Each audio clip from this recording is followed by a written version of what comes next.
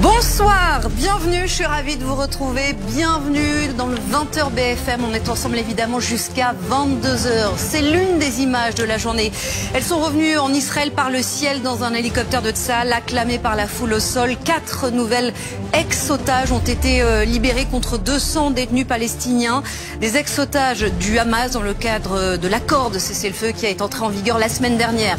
Les images, les réactions, nous vous montrerons tout évidemment dans ce journal de 20h. À 14 ans, il est mort d'un coup de couteau pour avoir refusé de se faire voler son téléphone portable par 2 jeunes. Ça s'est passé hier soir, peu après 20h, dans les rues de Paris.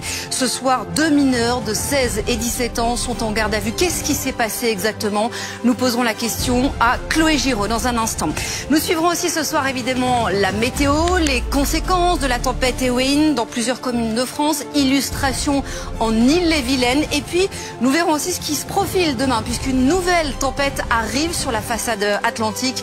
9 départements sont ce soir en vigilance orange. À 21h, évidemment, votre soirée Ligne Rouge, notre long format sur la lutte contre le narcotrafic qui s'organise, notamment de plus en plus dans les prisons françaises. Prison quand les détenus font la loi. Ce sera à partir de 21h, avec ensuite l'interview sur ce plateau de l'avocat de l'un des plus gros narcotrafiquants français. Il sera dans le 20h BFM. C'est parti.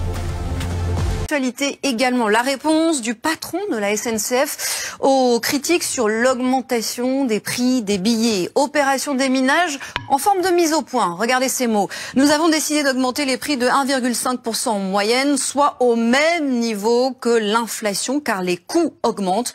Quand on parle des prix des TGV, il faut rappeler une évidence, ce n'est pas un service public. A-t-il raison? On posera la question dans un instant à Anne-Charlène Bézina. Mais d'abord, quelle est l'ampleur de la hausse et qui est précisément concerné, sur quelle ligne? Célia Vallée.